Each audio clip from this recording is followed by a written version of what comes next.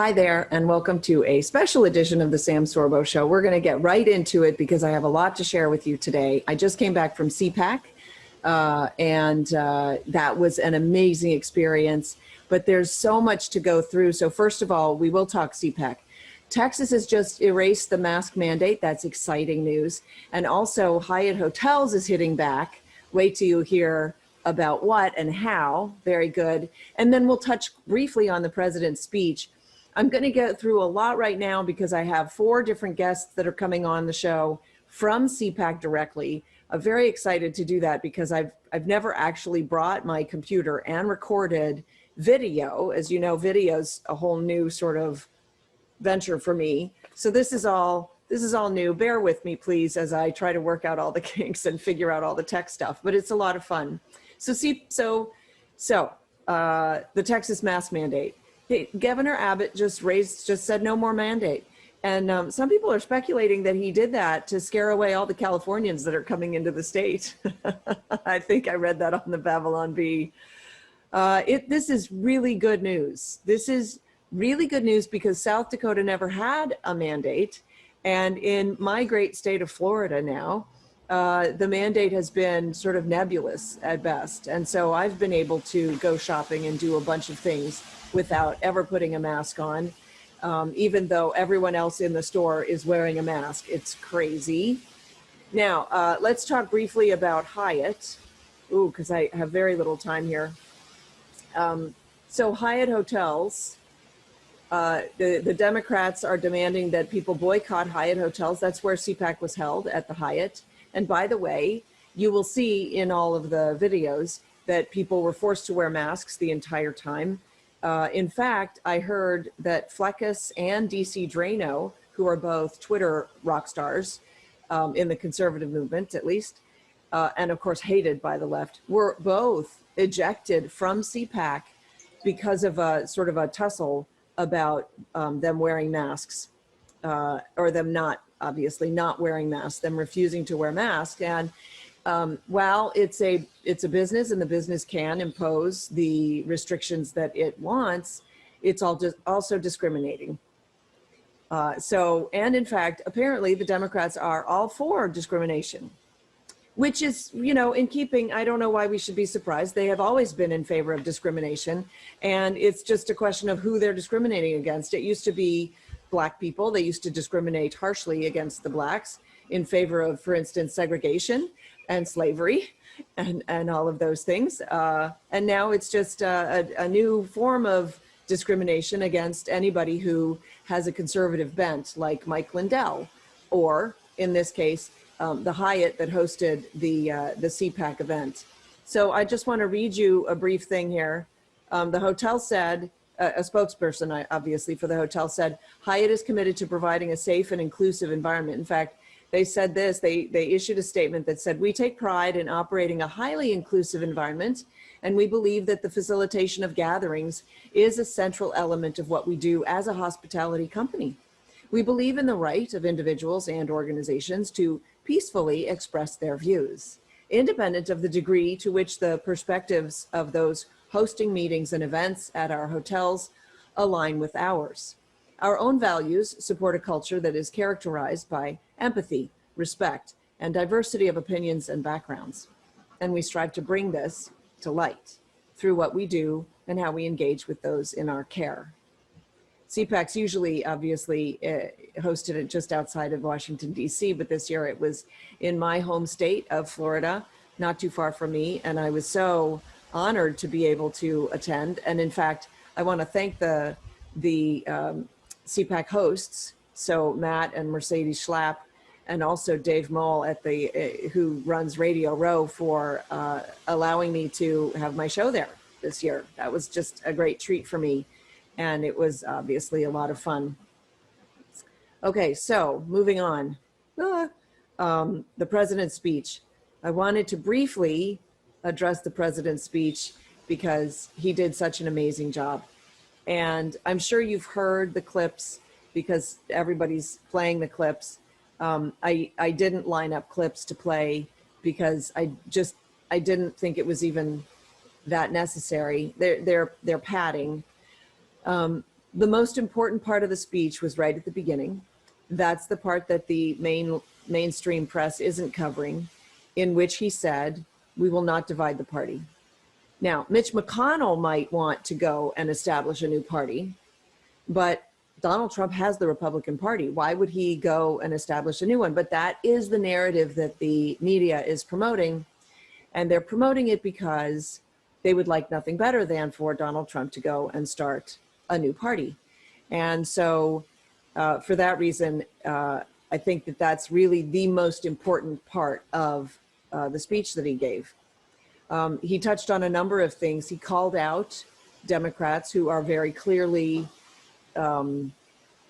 obstructionist and combative, and he didn't mince words.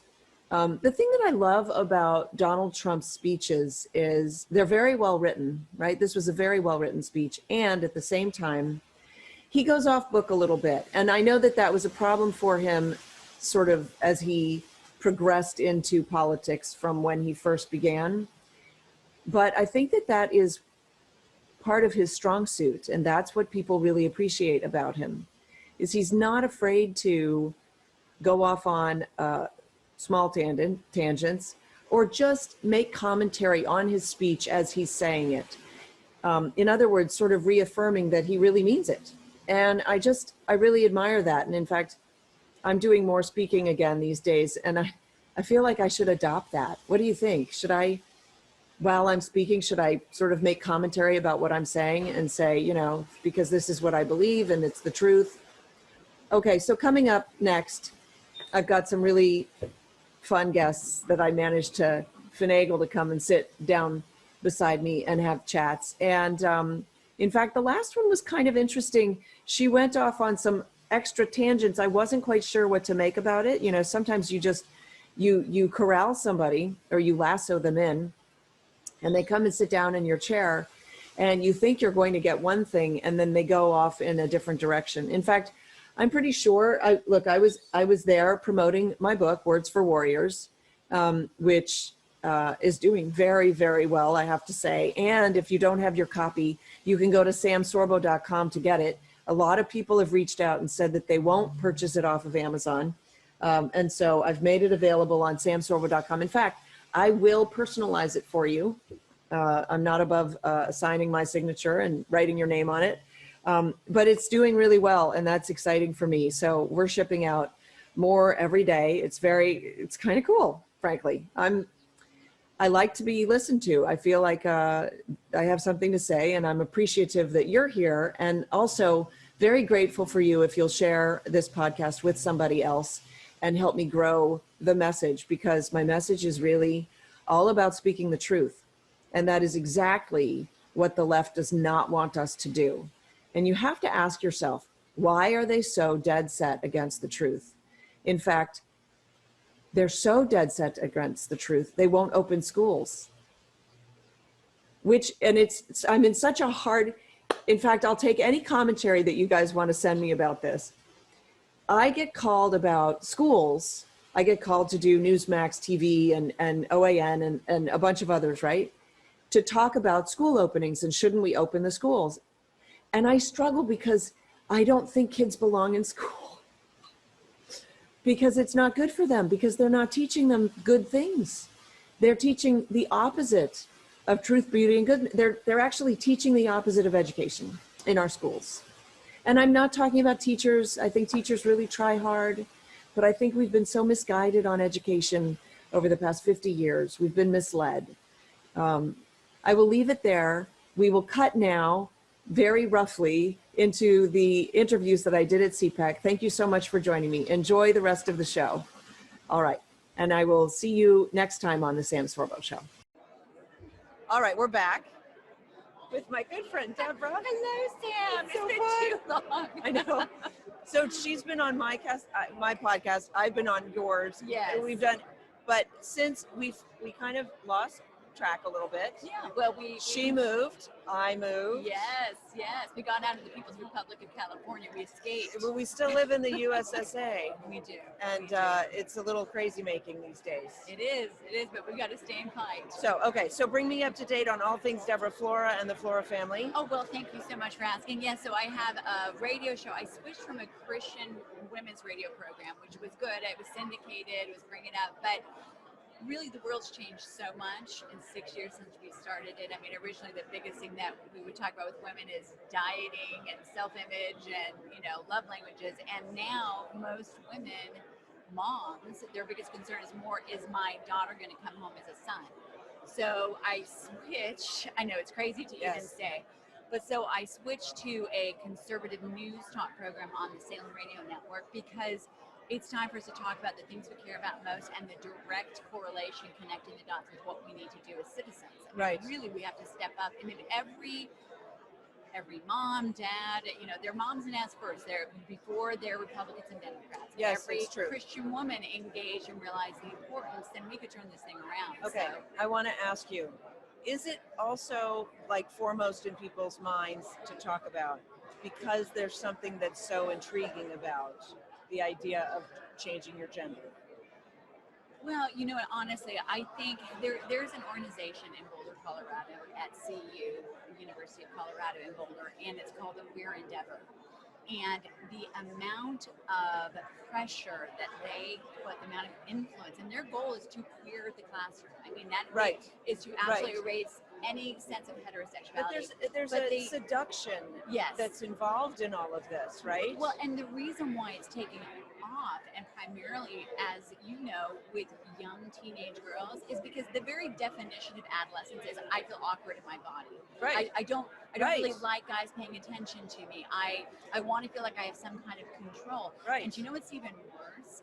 They're showing that disproportionately the people who are at risk of this gender confusion are autistic young people, somewhere on the spectrum. Because once again, the message is, oh, if you're uncomfortable socially in any way, this is the answer.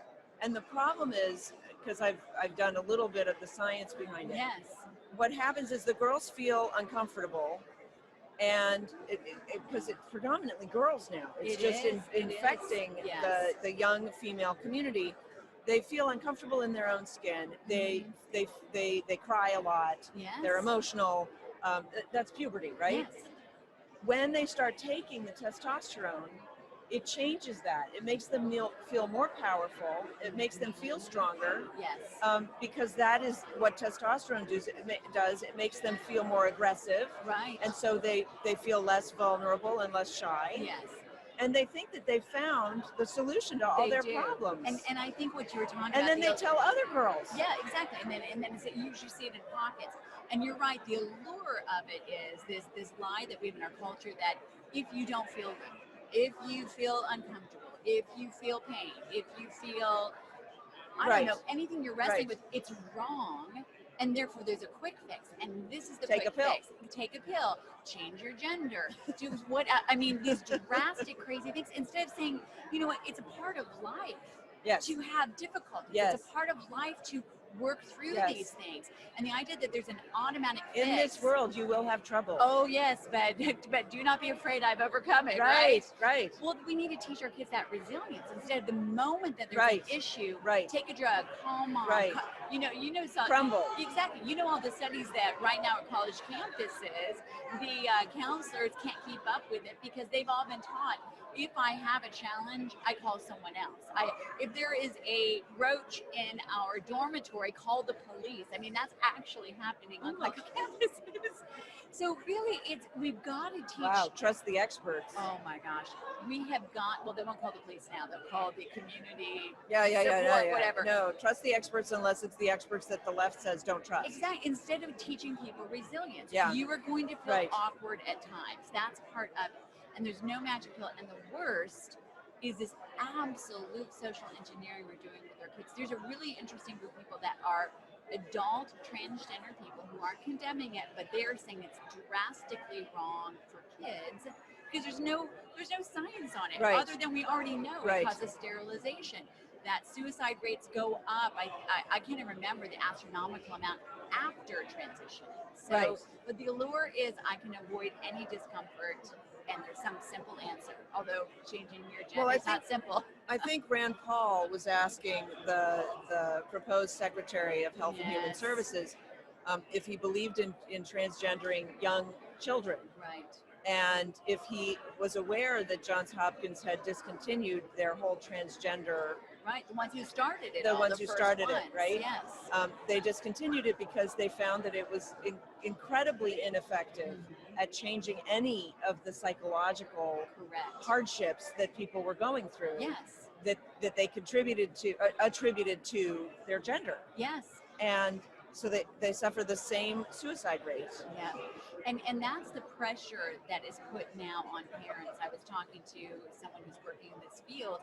The pressure is a child, parents come with a child. If there's any hint that there might be anything, or even just, I don't know, discomfort or not fitting a norm. And we've narrowed our norms now. For girlhood is this, boyhood is this. If you're anywhere outside of that, Right. if you're a tomboy, oh no, you're actually transgender. Right. But the bullying they do to parents is, oh my goodness, wouldn't you You're have a a bigot. transgender child Yeah. and a dead child? Because they say they will commit Oh suicide. wow. Oh wow. It's so terrible and so heavy now. And the science so shows, the American Pediatric Association said that I think it's 85% of girls and 87% of boys, when they're children that experience any gender confusion, 85 to 87% outgrow it by the time they're teenagers. But they're not given that time. No, of course not. Yes. Yes, and I know you tell the story. If I were a young child today, and I have 3 older brothers, and I wanted to be Superman when I was 4, and I wanted to run around without a shirt, and I didn't know there was a difference between us. Right. Because there wasn't at that Because time. you're 4. Yeah, exactly. Because I'm 4. My mom would say there's a difference, and I'm like, oh no, there's really not. But that was innocence. Yes, of course. Today they would say that's gender confusion. Right. And there, let's, as we know, there is a very small percentage of people who truly have gender dysphoria. Right. Well, then let's deal with that instead of projecting this upon all of these other young people. So. Right. It is the tradition of the left not to want to heal people, but to want to break the healthy. Yes, exactly. And to think that there's a utopian, easy fix for everything, and you should never feel bad. It's kind of And you should never feel bad. Yeah, exactly. That's where resilience comes from. We got off on an interesting tangent, right? Yes, exactly. And I love the conversation.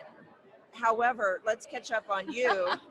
So you're on Salem. I'm on Salem. And it's 3 hours every Sunday? It's 3 hours, 1 to 4 every Sunday. It's on the news talk station in Colorado, 710 KNUS. But anybody can hear it at 710KNUS.com/Deborah.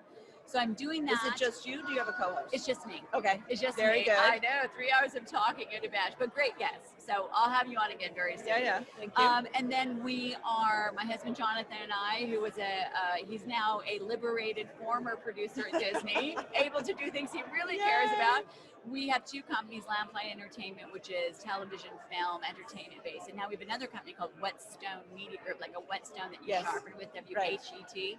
And that now we're doing persuasive messaging. And in this day and age of like COVID and small businesses being absolutely, really thrown to the wind, we just did a really interesting series of messaging campaigns showing the face of business. And it's, it's people of great diversity and backgrounds and all sorts of things.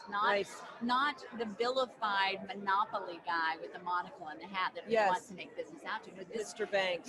Money bags Banks. Exactly. Yeah. The point is, business is your neighbor, your friend, in your community. It's your, your sister, it's whoever. So we're doing all of that and then trying to save the Republic. How about you? Trying to save the nation. A little bit. Little light stuff there. Okay, last question. Tell me about CPAC. Yes. And why should people, not that we're doing a CPAC commercial, but I do think that it's important for people to get engaged. Yes. And one great way to start to get engaged is to come to a place like this and meet like-minded people and understand you are not alone. Yes, it's so important. It's so important. What did I tell you? So I ran into Deborah in the hall this morning and I said, I'm so excited because I'm seeing warriors rising up. And these are people who are not warriors. They don't want to be warriors, but it's gone that far where they're saying, okay, I have to make a difference. I got to do something. People, and so this is a new thing for me and I haven't actually shared it with my audience yet. But, people say to my husband and to me, well, you guys have sacrificed so much. And I started to push back on that. Yeah. Initially, I was like, well, but I started, no, I'm not the one who's sacrificing. No, it's The people who are sacrificing are the people who are compromising their values and morals in order to get along. oh my goodness, because they're sacrificing their soul. Right. I mean, that's not Right. the way to live. One day they're going to wake up and go, holy crap, I could have said something and I didn't. And now it's too late. And now it's too late, like, right? It's like that old phrase, Yeah. they came for the Yes. so-and-so, and Right. I wasn't that, That so I wasn't didn't me. stand up. So that's exactly the thing. The reason why it's so important to come to places like CPAC is because one of the rights they're trying to take away is the right to assemble. Why is that? Where were our founding principles founded? They were literally in the churches and in the pubs. Because something happens when people come together and they speak freely. That's great. I mean, it really was. If you look at where all of that came from, so they learned from their pastor about the principles of the founding. Well, the They'd pastors used to be the newspapers. Yes, they did. Yes, they did. And then they would go have a drink to talk about it, So you could do that without alcohol if you want to, but it's the gathering together. So Yeah. if you think about it, what have they been trying to do lately? And I don't mean they as in people with a different, D or an R. I'm talking about those with an ideological agenda to deconstruct our Constitution. Stop the right to assemble. It is hugely important. They want to shut down Unless you're churches. rioting for BLM. Oh, yes, exactly. Or you're trying to cross the border and you don't need a COVID test at that point in time at Yes. all. So the reason why it's so important to get together is because it's like the phrase we used to talk about, liberty loves company. There's something when you come together with free people and you talk and the energy, and you're right, who we see here are average everyday citizens who for the last several decades were busy raising their families, running their businesses, just living their life. Yes. But now everything has been politicized. They realize the risk that is at hand, and they're coming together and they're saying, I'm showing up for duty. Yeah. So we all can, and that, you're right, what those who oppose freedom want to do is separate people, divide and conquer, have you be defeated and think, well, we're just fading into that sunset of socialism. Well, heck no. Heck no. Not on my watch. No, Dan Bongino shared a great quote yesterday. I think it was from Aeneas, the Greek philosopher, and it was basically, the victors are only victorious if the vanquished admit they are so. So in other words, if we don't admit it, if we don't give in, we're That's right. actually not vanquished, because the vast majority of Americans actually want the same thing. That's right. We still have the freedom to stand up for it and to assemble, and so we just have to do it. Practice those rights or they atrophy. Yes, exactly.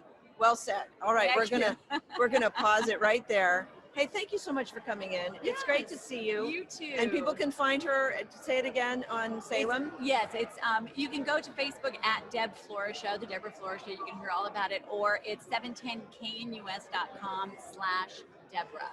Great. That's where to find it. All right, quick break for me, and I'll be right back. All right, we're back. I'm back here with Dan the Ox Oxner. And I asked you about this before. Where'd that nickname come from? Is it just a straight from your last name, Oxner? Well, I'm about 320, 6'8". I just wear dark clothes to try to, look slimmer. And the horns? Where are the horns? Yeah, they don't really come. Do they retract? They're retractable? That's really more of a myth.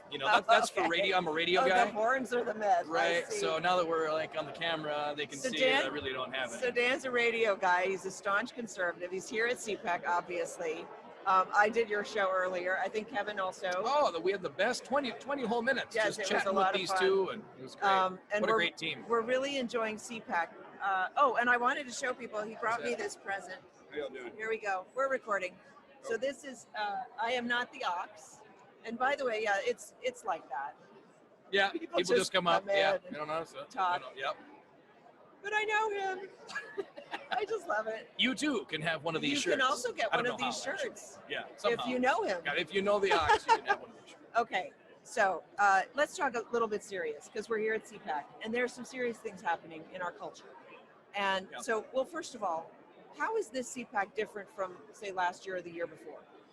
Well, the weirdest thing about this CPAC, besides the masks, Yes. and we could go into that whole thing too, right? There's mask Well, people and that. I'll point out, you can see as people walk in the background, we're forced to wear masks. And the reason that I say forced, because obviously no one's like standing there, they do come up and they do correct you if you don't wear the mask, and they will expel you Really? and not allow you to come back. Oh yeah, you didn't Okay, know that? No. So they he said they would, but that's I never. because you're part of the elite, Dan. Well, I'm the because you do the show. Yeah, what can I say? And, Right. By the way, you see the red barriers, okay? So on the other side, on that side of the red barrier, COVID. On this side of the red barrier, when you're doing interviews and stuff, no COVID. It's just like in Minnesota, right? COVID Yeah. waits outside the bars and restaurants Right. until 10 p.m. Well, That's why we see- have to close at 10, because if we're open until 10:01, all of a sudden COVID comes in. Well, you know, Kevin tweeted that, right? No, He I missed said- it. He said, I almost Right. got COVID the other day. This was right after Gruesome put through the 10 p.m. curfew. Oh, yeah. And Kevin tweeted, I almost got COVID the other day, but I made it home by 9:59. Whew! Beautiful. That's great. That's why That's they took so- his Facebook down. Yeah. Oh, that was it, huh? Well, no. Well, that and among No, other they never said why. Facebook never said why. speaks the truth. Well, they don't have to say why, because they're the elite and they get to do whatever the heck they want. But so Okay. CPAC, right? CPAC, What's yeah. different about CPAC is that in previous years, in most years really, it's kind of an audition for who wants to be president. Right. You're Oh, going to yeah. see a lot of people that are running for president or thinking about running for president, Yes. big names. Even in off years, Yep. you still see people sort of vying. Yep. But we're kind of Not stuck in happening. a holding pattern right now. It's true. We haven't had that in 4 years because we had a first-term president, so you Right. don't want to step on his toes. Right. Now he's out of the White House. Right. But he's not really indicating out. that he's like gonna get back in. Exactly. So nobody's willing to come around and say, "Hey, I might be running for president." Yeah, no one's going to try to duke it out with him. So or- very different and he's flavor. speaking. He's speaking tomorrow. Yeah, what Which a is wild exciting. thing. And a very, again, that's the other thing. CPAC is normally Thursday, Friday, and a little bit on Saturday. Yes. This year it's basically changed it. Friday, Saturday, and a lot on Sunday. Yeah, I think when he said that he was going to speak, they Changed change everything around. And he's the last speaker, so there's a lot of people whose flights are probably wheels up long before he actually gets on stage. We didn't know that. But now you can Oh, actually right. change Yeah, flights exactly. with the airlines, No, it's true. right? Way easier than before. So there's See, probably a lot there of people there doing are that. benefits from COVID. You What? just haven't really. What a difference in the airlines. Somebody huh? ought to make a list of the benefits of COVID. No, seriously, Yeah. homeschooling. And you are the homeschooler. I Always love that top of passion my of yours. list. Yes, yes, I love that. Okay, where can people find your show and why should they listen to you? You know what? We're a conversation. I'm not a preacher. There's a sun and the moon philosophy, right? Some people want to just have the sun radiating at them ideas. Here's the sun. I got all this. I'm more the moon. I want to reflect back to you, the listener, what you're kind of already thinking. Things that, so when I'm talking, you're thinking, wow, I was just thinking that, and I'm kind of bouncing it back to you. And we like to That's really true. open That's up what the I love conversation. about your show. Oh, thanks. Yeah. Yep. Because it just reaches out like your friend, and your friend is just telling you, no, you should go do that thing, or no, I love that dress on you, or whatever. Although you've never complimented my clothing. and I Forgive don't me. know why. Yeah, but again, it is radio, so we could say anything we want. True. Yeah. I could be lying, right, and you wouldn't know. So I try to be Uh-oh. genuine. Right. You So if better. we're on TV, you can see she's perfectly dressed impeccably all the time. Very fashionable. You're lovely. But yeah, knSIradio.com is our website, knSIradio.com. You can Great. find me, and we broadcast through Minnesota. That's awesome. Thank you so much for coming on the program. My pleasure, Sam. We'll be right back. Hi, what's up? What's up, sister?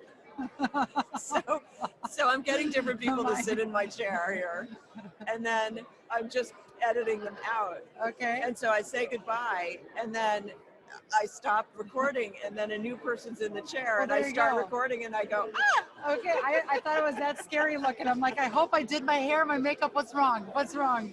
Tina Griffin is the counterculture mom, and we went to Israel together, and it was fantastic. amazing. It's amazing.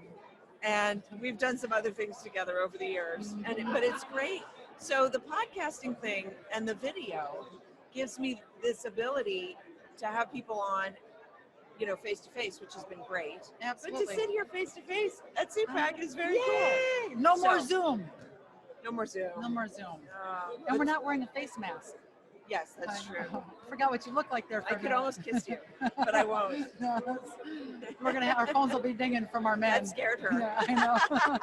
It's like, hang on a second. Did you see my latest alert?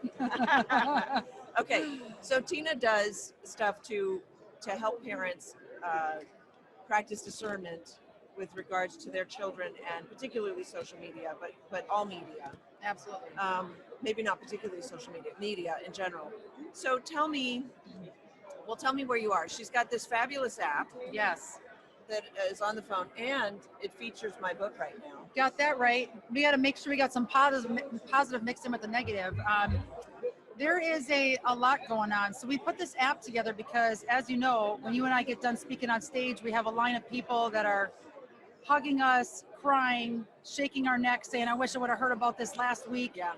And so to keep people connected, praise the Lord, we thought about this 2 years ago now, is to create an app. Because that way, if you speak once and you're done, or you put stuff on social media, these parents don't have a chance to continue to get your information. By having an app, we have a chance for them to actually get this information constant, which really helps. And pop culture is constantly changing, so they hear my trends one week, a month later it's something new. Right. Exactly. So the app just keeps you updated. absolutely. So what's the latest? Do you have something that's the latest that you want to Yeah. share with them? We've got cancel culture, preparing for cancel culture. Buckle up, it's gonna be one heck of a ride. We're talking about the fact, there's one of our recent alerts, you guys can see that. It's a little hard to see. A little hard to see. We got to download the Counterculture Mom app so you guys have it.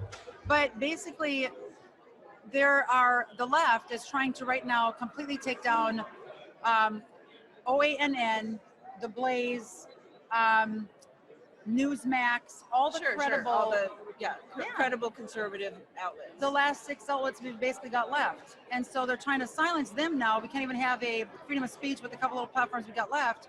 So it's important that parents know, where can you get credible news? And right now with big tech censorship, it's really hard to get quality factual news. And the other issue we've got with the app is we've got suicides that are taking place on TikTok live. So kids are watching these suicides take place, having nightmares at night. We just talked about that on Dr. Duke, Freedom Project Media. We've got transgender issues. We had an 11-year-old boy that started a clothing line with his dad. His dad pretty much pushed it on him.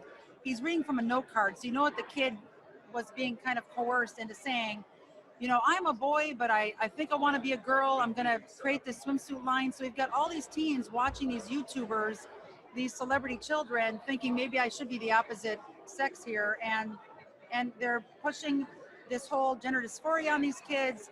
They're pushing a clothing line that's enforcing it and endorsing it.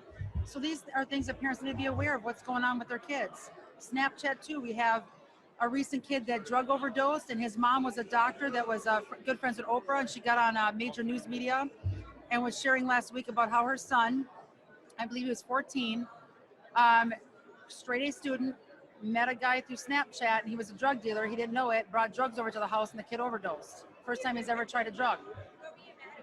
It's terrible. It's terrible. Yeah. And it's hard to keep up with this stuff too. Yeah, so it is. That's why you do what you do. That's why we have this app. And so constantly every day we feed these stories out, good and bad news. And we've got your amazing book on there. We've got TV shows that are excellent. Right, resources. What else is out there? What can you do that's positive? What's positive? So we have Rush Limbaugh, rest in peace, buddy. You're looking up from above, smiling down. We have Rush Limbaugh's books that are out there. I didn't even know he did this much positive education for young people. I had no clue. He dies and all of a sudden everything surfaces. Yeah. I feel like I've been a slacker, like I did my posse wrong. But now we know about these books. We blast them out there to help counter the negative entertainment that's currently out there. Yeah. They actually have a card here or something to show appreciation for his widow and stuff to honor her. So, okay, so you've got that. Where can people find you? Yes, well, you can look up counterculturemom.com, but the best spot is if you download the Counterculture Mom app. We have 21 people now on our team. I went from a woman of one for 19 years, almost lost all my hair because I just couldn't do it all. You know what it's like living on the road. And homeschooling 4 young children, which I tried to stop homeschooling them, and you were the one that told me, how dare you? So I started homeschooling them there. It was that 1 month gap. Literally, you guys, you have to understand how she works, okay? She doesn't beat around the bush, you know that. So I'm like, I can't homeschool my kids anymore. And I knew it was wrong. I dropped my kids off at a public school. It was right when I was moving. So I'm not trying to justify my nasty actions. But I was moving from Missouri to Nashville. And I'm like, I can't handle packing up an entire house plus homeschooling kids. I'm just going to give them to the school system for a while, let the government own them for just a little bit.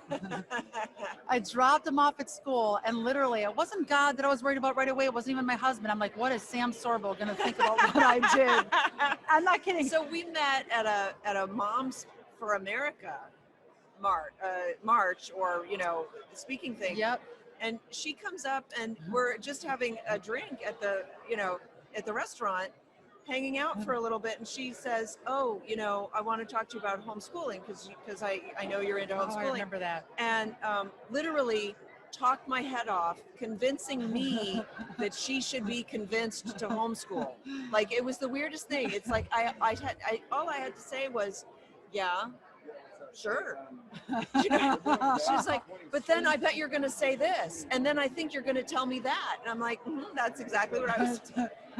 And then she started homeschooling again. I started homeschooling, but when I dropped out of public school, you made me feel very convicted from a distance. You didn't even know you did. I went home, I cried in my driveway in my truck. I said I did the wrong thing. I lasted a month. It was horrible. It was a horrible experience. My kids share enough stories where I knew that I had to pull them out of public school. I just had to justify. I had to solidify my thoughts on public school. Yes. And you and I spoke at another event about a month later. You said, what in the world are you thinking? And I texted Luke, my husband, and I said, we're homeschooling again, starting tomorrow.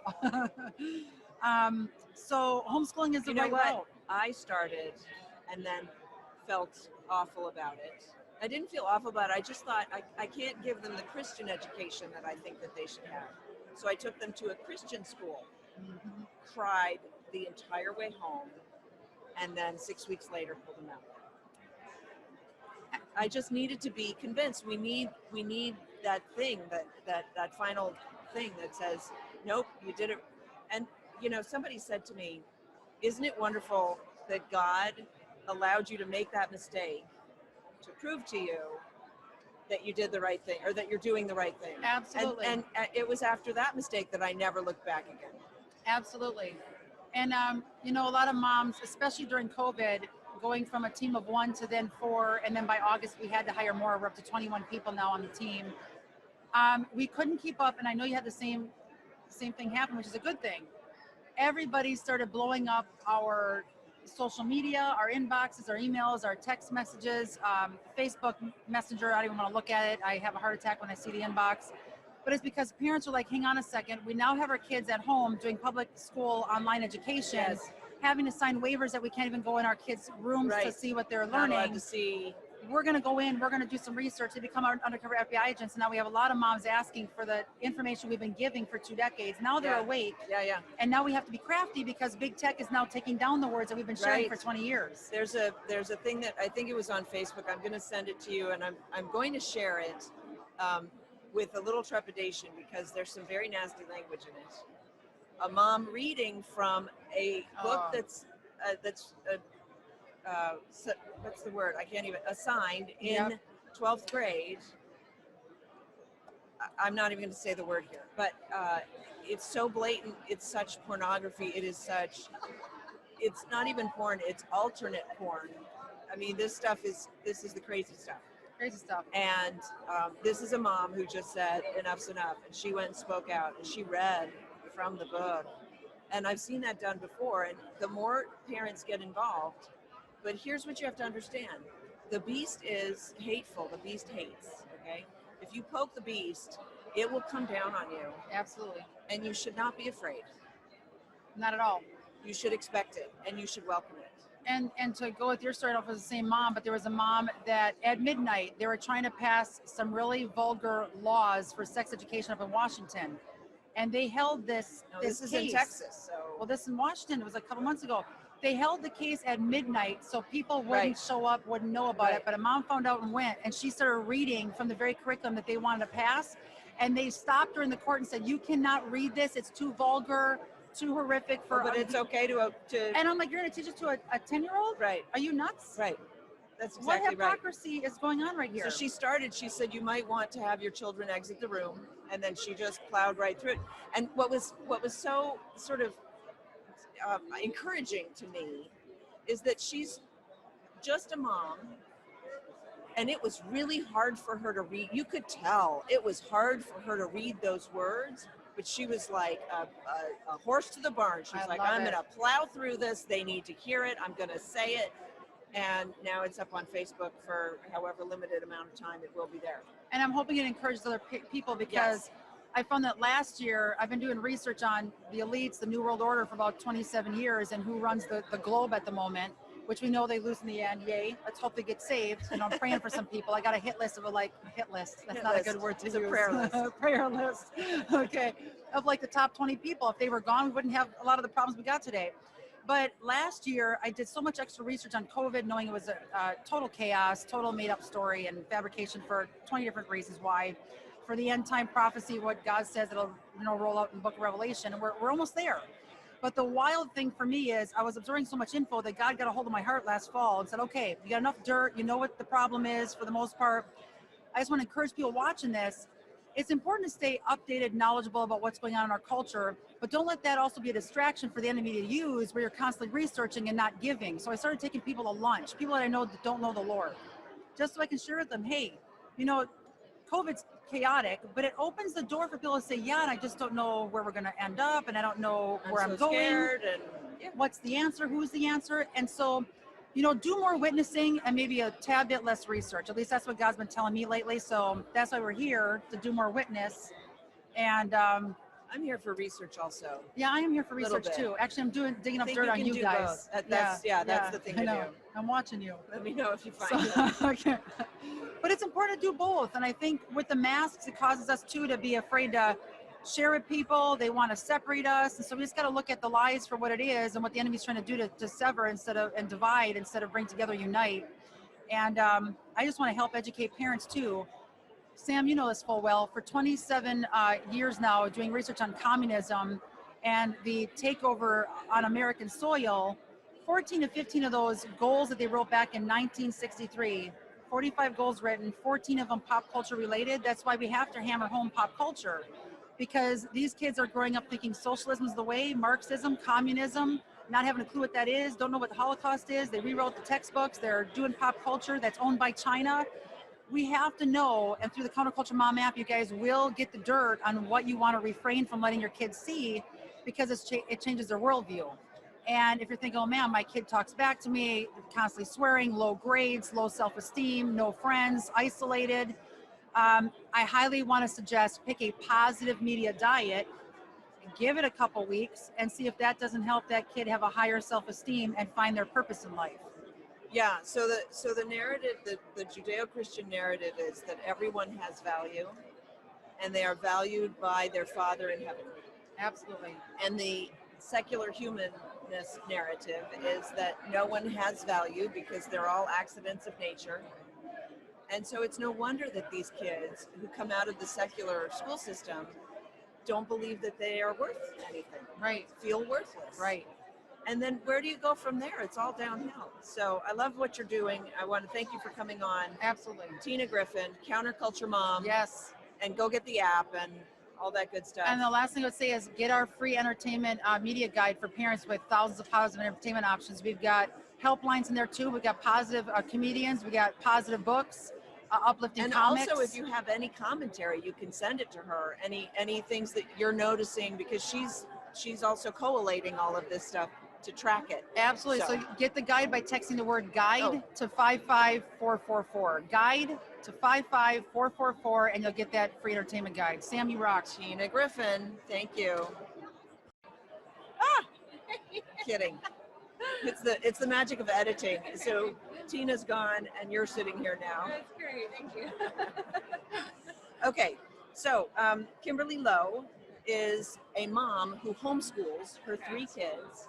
She's here at CPAC. Is this your first CPAC? This is my first CPAC. And she's running for public office. Correct. And so she is my new hero because she has a heart for kids and she sees a need in the community, and she's running on a platform that involves the foster care system and the fact that our foster care system is engaged in trafficking. It's hard to say, and it's the system itself, but it's the people in the system. It's the fact that the system facilitates the people. It's terrible. So the family is the foundation of America. And if you don't have a strong family, our country is being deteriorated and destroyed. we are actually spending our tax dollars destroying the American family. We have really bad federal policies that we are paying into. We're spending $29 billion per year taking children from poorer families instead of reallocating that money to work on sustainability like substance abuse issues, job training, housing issues, mental health issues. Sometimes families have a rough time. A family is always going to have some type of crisis, but there needs to be help for our families. But instead, we take our most vulnerable, remove children from their home with no due process, and parents never see their children again. The state is paying millions of dollars in order to continue this system. And the only way to really stop it is to reallocate that funding through a federal policy called the Adoption and Safe Family Act. And there's more that's going on that's really horrible. 88% of the children that the U.S. Marshal Service have gotten back from being trafficked came out of the foster care system. Those are shocking numbers, but we're missing hundreds of thousands of children per year. 88% of children rescued from trafficking Came were out of foster care. children. Correct. Yeah, it's horrifying. And it's really sad because we do need good foster homes, but there has to be a better process. So I'm writing comprehensive legislation that can be replicated across the country in order to reform CPS and the foster care system, Child Protective Services, and the family courts. The family courts is another really big one. It's a billion-dollar industry. Everyone has failed at attempting to reform this because it's such a big money business. Basically, parents get pinned against each other and they're fighting against each other. The court chooses a good parent and a bad parent. They know that one of the parents is going to continue to fight for their children. But when you walk into a courtroom, you lose all of your constitutional rights. You lose your children, you lose your home, you lose all your assets, you spend all your money paying just to try to keep going, and they will keep you in court year after year after year. Who keeps you in court, though? The judges and the attorneys. It's a cottage industry. You have to go through all these hoops in order to be a parent. Sadly, most of the professionals have left the court system. We had really good psychiatrists and psychologists. A lot of those people have left. They're using people who are not as well trained, and it's a really horrible system where they will How do you reform that, though? we are attacking this at a multi-angle direction. So a lot of this can be solved outside of court through mediation. One of the things that does not get addressed well in family courts is domestic violence. A lot of the times, children are being put with their abusers. We've had over 800 children in America who have been murdered at the hands of their abuser, even though this information was presented in court. Training the judges isn't going to help. We've seen that. So what we're trying to do is we have a pilot program in Virginia where we're trying to move things outside of court through mediation, but a way that deals with abusers, that can help people and protect children. It's important we protect our children and also keep our families as strong as possible. How did you get involved in this? Right, you're a lawyer. I'm in law school because of what I've been through. I was actually a public school teacher. I was a homeschooling mom. I'm still a homeschooling mom. I have two boys, 11 and 13, and my daughter is 15. But my husband abandoned me and our children at the beginning of 2017. He has not seen our children since, but he has kept us in family court. I'm on year 5. I still can't get a final divorce because they don't want to give us a divorce. They've done everything. They've taken my home. I can't keep a bank account in my name. The judges perpetuate everything. I'm actually part of something called an address confidentiality program, having been a survivor of domestic violence. And the last judge told me if I didn't give my abuser my address, even though I was protected under state laws, that he would throw me in jail. So, I mean, it's a really crazy system. They don't follow any laws. What's most disturbing is that families have no one to turn to. They don't have advocates. All sorts of crimes can be committed at the civil court level. and there's no one to go to. Attorneys aren't going to help you. The Attorney General's office is not going to help you. The Department of Justice. What I would like to do is I'd like to have a federal bureau that has oversight and jurisdiction over our courts, because no one has real jurisdiction over the courts or oversight. So that way we can go back and start to reunify these families. We have parents that are still trying to get their children out of foster care right now. We have families separated due to poor family court practices, and we have to stop putting a Band-Aid on it. We have to fix it. So it's fascinating because I just heard of a case of a 5-year-old who threw a tantrum, and the teacher decided that that was inappropriate behavior and had the child Baker acted. And the police officer who came to take the child out of the school to put the child into an insane asylum for 72 hours, 48 hours, whichever it was, he was saying under his breath, you could hear him, he was just saying, this is wrong, this is wrong. But it seems like so many people are kind of tied by the system that the system is the thing that's getting in the way. Correct. So we really need to remove social workers out of our schools. Schools are trafficking children. Children are being removed from homes. Yeah, I've been saying that for a while. They're grooming children. I'm not saying, because I have no evidence that they're actually we have trafficking. evidence of some of this. You can look up some of this data. Ask is an organization in Virginia. We found that at least one child from every single school had been trafficked just from the school system. What's the organization? It's called ASK, Oh, it is. Ask Okay. in Virginia. And had been trafficked how? Give me an example.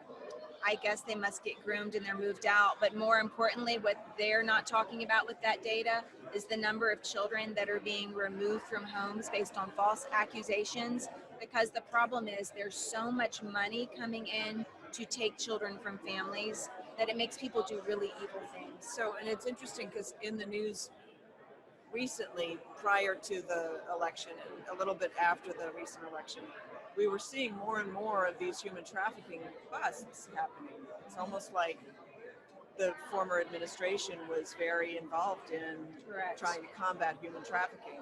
Yeah, let me So, yeah, go bring that up real quick. That Trump actually put in a human trafficking division, and Biden is trying to dismantle that right now. We know wherever there is drugs, there is human trafficking. Human trafficking is bigger than drugs. It's happening in your backyard. It's happening everywhere. I have a ring going from Virginia all the way up to Alaska.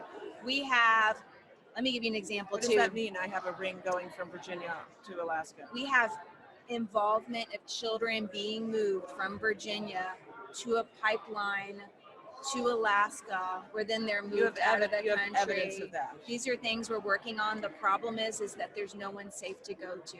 So I formed a coalition with legislators across the U.S. and we're trying to find a safe path, because a lot of the times you have these organizations that say that they're against trafficking when they're very much so involved.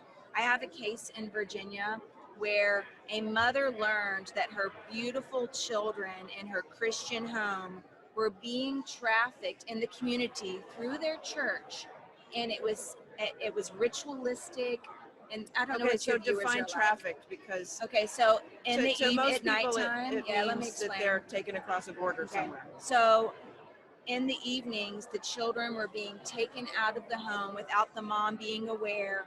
They were set up in a local barn with elders in their church to do certain acts. It was very ritualistic. It had obviously been going on for a very long time. The mom decided to try to get away to safety with her children. And because so many high up people were involved with what was happening, the U.S. Marshal Service actually picked the children up from her, even though there's something called an underground railroad, and it's a safety protection program for families that need some type of protection from these situations. After she had been gone for a period of time, the U.S. Marshal Service picked her and the children up, and they put the kids in the same exact spot where they had evidence of what was happening to these children. Carol Lieberman, isn't she a psychiatrist from California? She's very renowned. She has interviewed the children and confirmed a lot of this. Currently, the mom is separated from the children. She desperately needs help, but there's so many people in high positions where you really can't fight it. So what we're trying to do is we're trying to form a coalition to try to solve this. I mean, I don't feel safe going to the state police. I know not to go to the FBI. We're Well, not, it's like a it's on hard an route. yeah, it's a hard route, and it's on an individual basis of the people that you can trust. Correct. But I think it's commendable, and we appreciate knowing that people like you exist that we can support. So you're running for public office in Virginia, Correct. and I don't know what percentage of my audience is in Virginia. That's but okay. Well, I mean, Congress is national. I'm running for Congress. The decisions we make in Congress affect us all. My end goal is to help people. You can learn more about me at KimberlyLowe.com. It's KimberlyLowe.com. My slogan is Make a Difference. I'm bringing jobs to lots of states. We have a coal industry. I know you have to go soon. I'm about to go down like a rabbit hole. We have a coal industry that's dying. There's about to be generations of people without jobs. So I'm working on a project which would revolutionize, it's something called graphene. It's going to revolutionize the products that we use. It's stronger than steel, and we're going to try to take that industry in a different direction. So all those people in the states that have the coal industry that's dying, they're going to have some type of job. So we're doing really cool stuff. We're bringing rural broadband. I just care about people, and I'd love to have any type of support, mostly to bring awareness to these issues so we can save our families and make them as strong as possible. love that. Your slogan should be making families stronger. Yeah, I know, right? Thank you. Thanks so much for coming on the program.